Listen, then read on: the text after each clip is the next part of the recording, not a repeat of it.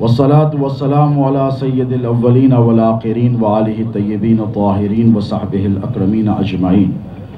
اما بعد، قال اللہ تبارک وتعالی فی القرآن المجید والفرقان الحمید: فاعوذ باللہ من الشیطان الرجیم، بسم اللہ الرحمن الرحیم. ان ینصرکم اللہ فلا غالب لکم، صدق اللہ مولانا العظیم، وبلغنا رسولہ الامین الکریم، ونحن علی ذلک لمن الشاہدین والشاکرین، والحمد للہ رب العالمین. آج کے اس عظیم الشان فقید المثال احتجاجی جلسے عام برائے اظہار یگانیت مظلومین فلسطین و غزہ کے صدر نقیب ملت اسد الدین اویسی صاحب، معزز علماء ربانین، مشائخ اعظام، برادران وطن، اللہ رب تبارک و تعالی جل مجدہ کا بڑا فضل و کرم ہے کہ ہم نے آج ایمان کا حق ادا کرنے کے لیے، اسلام کا حق ادا کرنے کے لیے اور فلسطین کے اوپریسڈ مظلوم مسلمانوں کے ساتھ سولیڈیرٹی کے لیے اس جلسے کا انعقاد عمل میں لایا ہے.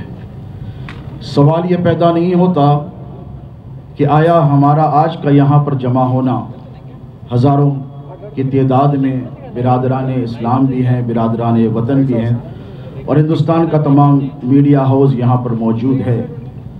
The question is not that کہ ہم اس جلسے کی وجہ سے یا اس کے انعقاد کے بعد کیا مظلوم فلسطینیوں کی مدد کا کوئی حق ادا کر پائیں گے، یا آج آپ کا اور ہمارا یہاں جمع ہونا اسرائیلی بربریت کو ختم کرے گا؟ کیا وہ مظالم جس کی وجہ سے انسانیت تار تار ہے، تاریخ انسانیت میں ایسے مظالم جو غزہ اور فلسطین کے مسلمانوں پر پچھلے 20 روز سے کیے جا رہے ہیں، ہزاروں بچوں کو قتل کر دیا گیا. ایک رپورٹ کے اعتبار سے ہر ایک منٹ میں ایک بچہ شہید ہو رہا ہے، قربان ہو رہا ہے، بے دریغ قتل عام کیا جا رہا ہے. اجتماعات پر اجتماعات ہو رہے ہیں، انٹرنیشنل کمیونٹی اور لابی اپنے کانفرنس کا اہتمام کر رہی ہے. جارڈن کے کنگ کانفرنس کرتے ہیں، سعودی عرب کے بادشاہ کانفرنس کرتے ہیں. الغرض ساری اسلامی مملکتیں بے چین و بے قرار اور مضطرب ہیں، اور اسی کی ایک وجہ ہے کہ آج ہم یہاں پر جمع ہوئے ہیں. میں نہیں سمجھتا کہ اللہ ماشاءاللہ ہمارے اس جمع ہونے سے اسرائیل پر کوئی فرق پڑنے والا ہے، یا پھر جو سوشیو پولیٹیکل سینیریو فی الوقت اسرائیل کی سرزمین پر برپا ہوا ہے اس پر کوئی فرق پڑنے والا ہے.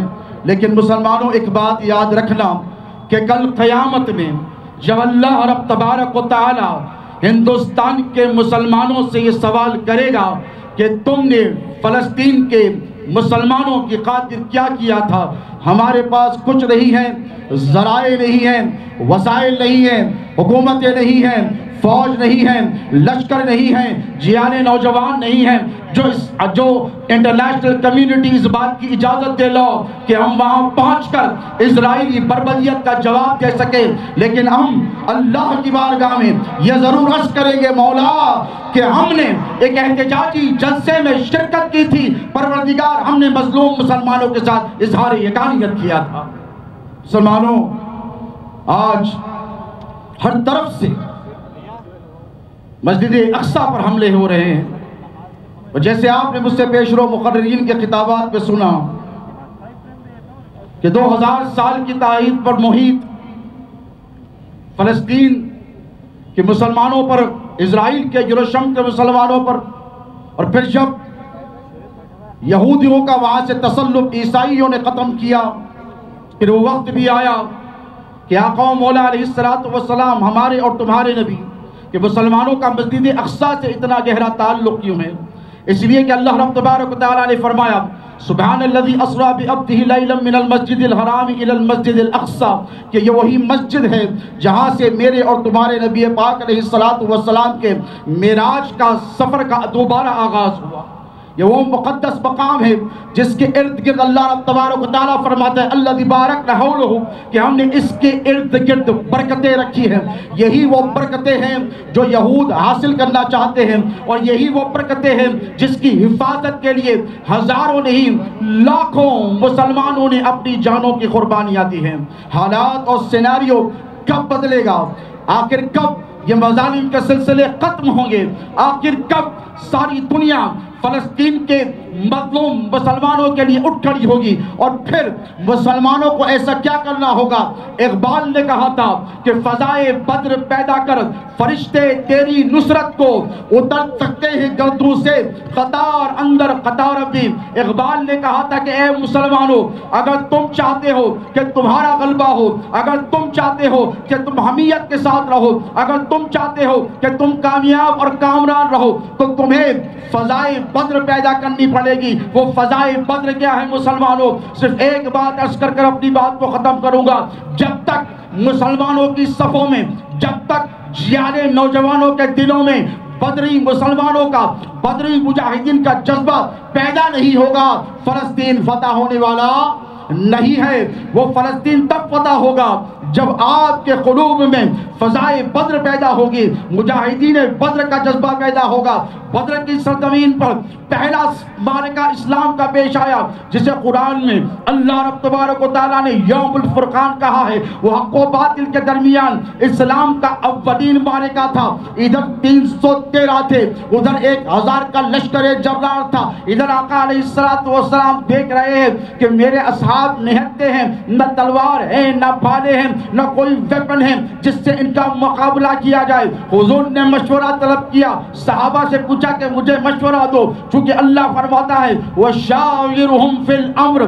حضور نے مشورہ طلب کیا، صحابہ نے عرض کیا، حضرت مقداد ٹھہر کر کہنے لگے جو مہاجرین سے تھے کہ یا رسول اللہ ہم وہ نہیں ہے جو آپ کو چھوڑ دیں گے، اے اللہ کے رسول آپ حق کے ساتھ مبعوث کیے گئے ہیں، ہماری تعداد کی طرف آپ بالکل توجہ نہ فرمائیں، یا رسول اللہ وقت آئے گا تو ہم آپ کے آگے سے لڑ لیں گے، جان قربان کر دیں گے، پیچھے سے لڑ لیں گے، جان قربان کر دیں گے، دائیں اور بائیں سے لڑیں گے اور جان قربان کر دیں گے۔ ہم ان میں سے نہیں، بنی اسرائیل میں سے، جنہوں نے موسیٰ سے کہا تھا کہ آپ اور آپ کا رب لڑے، یا رسول اللہ اگر اللہ نے موقع دیا تو ہم اپنی جانوں کو قربان کر کر فدائیت کا جذبہ پیش کر دیں گے۔ حضور نے ان کو دعائیں دی۔ پھر میرے نبی نے پوچھا مجھے مشورہ دو، مجھے مشورہ دو، کیا کیا جائے؟ حضرت سعد بن عبادہ رضی اللہ تعالی عنہ ٹہر کر کہتے ہیں یا رسول اللہ اللہ نے آپ کو حق کے ساتھ مبعوث کیا ہے، آپ آگے بڑھیں، اے اللہ کے رسول ہم آپ کے لیے لڑنے کے لیے تیار ہیں، ہم یہ نہیں دیکھتے کہ سامنے ظالم کتنا مضبوط ہے، کتنا قوی ہے، کتنا پاورفل ہے، ہم صرف یہ کہتے ہیں یا رسول اللہ اگر آپ حکم دیں، اگر آپ حکم دیں تو ہم سمندروں میں چھلانگ لگا دیں گے۔ یہ وہ جذبہ تھا مسلمانوں جس نے مسلمانوں کو فتح یاب کیا۔